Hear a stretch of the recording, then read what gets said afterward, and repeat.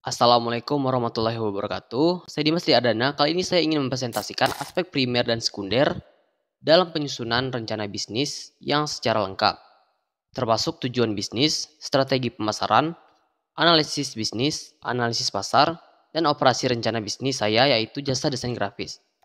Jasa desain grafis saya memiliki visi dan misi yaitu menjadi penyedia jasa desain grafis terkemuka yang dikenal di seluruh industri untuk inovasi dan kreativitas dalam desain, serta memberikan solusi visual yang menginspirasi dan mempengaruhi.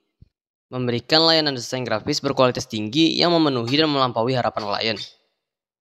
Terus mendorong inovasi dan kreativitas dalam desain grafis. Mendukung pertumbuhan dan keberhasilan klien dengan desain visual yang efektif. Membangun hubungan jangka panjang yang kuat dengan klien kami. Keunggulan.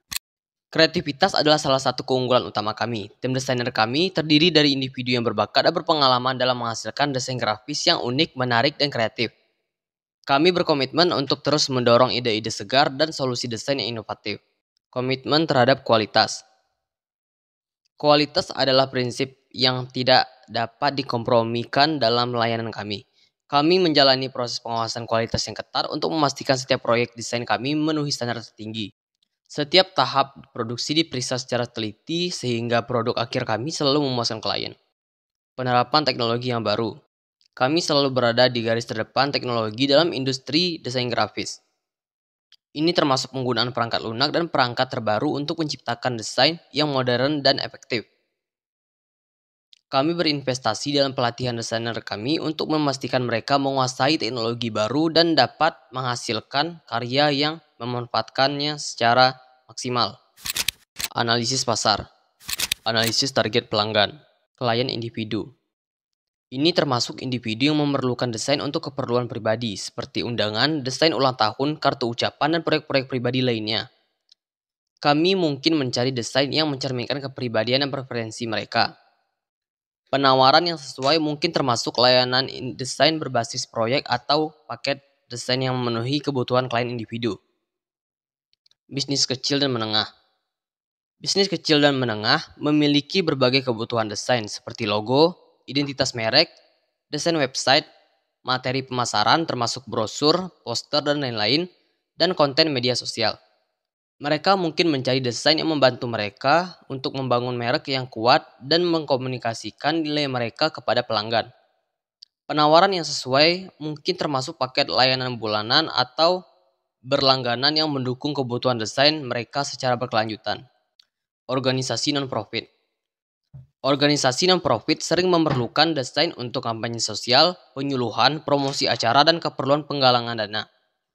Mereka mungkin mencari desain yang memungkinkan mereka menyampaikan pesan mereka yang dengan kuat dan menarik. Penawaran yang sesuai mungkin mencakup layanan desain berorientasi pada tujuan sosial dan kemungkinan penggantian biaya atau potongan harga bagi organisasi nirlaba. Analisis tren pasar.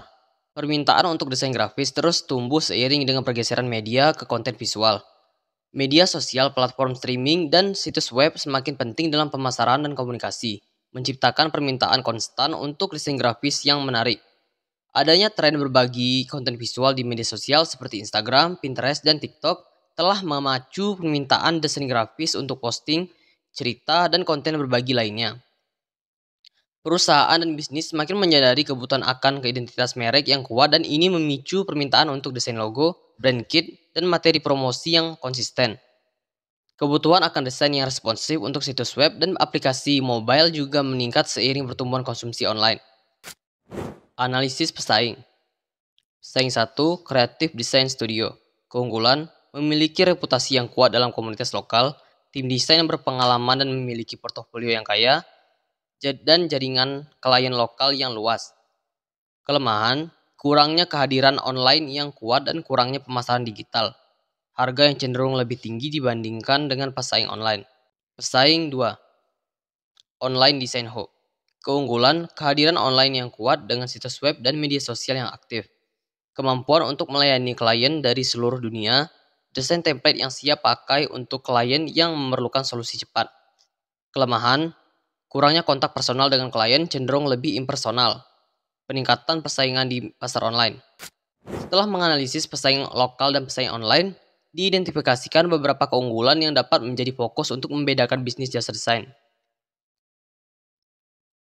Pertama, kreativitas yang unggul. Jelaskan bagaimana tim desain yang memiliki kreativitas dan keunikan dalam pendekatan desain grafis. 2. Pelayanan personal. Jika pesaing lokal kurang dalam hal pelayanan personal, dapat menonjolkan komitmen terhadap kepuasan pelanggan dan responsif terhadap kebutuhan klien. 3. Kehadiran online yang kuat. Dapat memanfaatkan kekuatan pesaing online dengan fokus pada strategi pemasaran digital yang kuat dan kehadiran online yang menonjol. 4. Inovasi dalam desain grafis. Melihat kekurangan inovasi di pesaing, mencari bagaimana jasa selalu mencari cara baru untuk mendekati desain grafis. 5. Kemampuan untuk melayani beragam kebutuhan. Keahlian dalam berbagai jenis desain seperti web, branding, cetak, dan lain-lain. Ini dapat menjadi keunggulan penting. Strategi pasar. Identifikasi niche. Area spesialisasi, logo, branding, dan ilustrasi. Pengembangan niche. Identifikasi segmen pasar yang memiliki permintaan tinggi untuk layanan desain logo, branding, dan ilustrasi.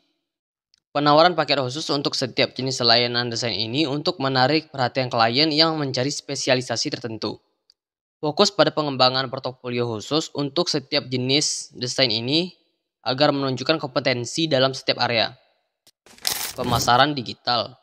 Membangun situs web dan memanfaatkan media sosial.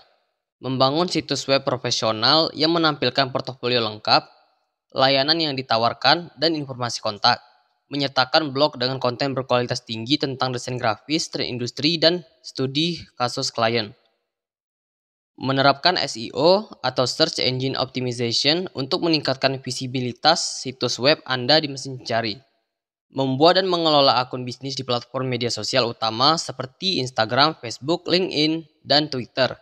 Rutin berbagi konten asli, termasuk contoh pekerjaan, desain proses, dan informasi seputar desain grafis. Menerapkan iklan berbayar di media sosial untuk memperluas jangkauan dan menargetkan audiens yang relevan. 3. Jaringan atau koneksi. Acara bisnis lokal. Aktif dalam komunitas bisnis lokal dengan berpartisipasi dalam pameran seni, pameran desain, dan acara mencari koneksi. Gunakan kesempatan ini untuk memperkenalkan layanan Anda, berbicara dengan klien, dan membangun hubungan dengan pemilik bisnis lokal. Konferensi desain grafis. Hadiri konferensi desain grafis yang berkaitan dengan industri Anda. Gunakan acara ini untuk memperluas pengetahuan Anda, berkolaborasi dengan sesama profesional desain grafis, dan berpotensi mendapatkan klien baru. Jaringan dengan potensi klien dan mitra. Selalu berfokus pada membangun hubungan dengan calon klien, bahkan jika mereka belum siap untuk proyek saat itu. Identifikasi mitra potensial seperti agensi pemasaran, percetakan, atau bisnis lain yang mungkin memerlukan layanan desain grafis dan jalin kerjasama. Rencana konten. Rencanakan konten media sosial secara teratur untuk menjaga keterlibatan dan interaksi dengan audiens. Gunakan blog di situs web Anda untuk membagikan konten informatif dan edukatif tentang desain grafis. Selalu selaraskan konten dengan identifikasi niche Anda, termasuk logo, branding, dan ilustrasi. Baik, hanya itu yang dapat saya bagikan. Jika terdapat kritik dan saran, silakan ketik di kolom komentar. Jangan lupa subscribe, like, dan bagikan video ini jika video ini bermanfaat. Assalamualaikum warahmatullahi wabarakatuh.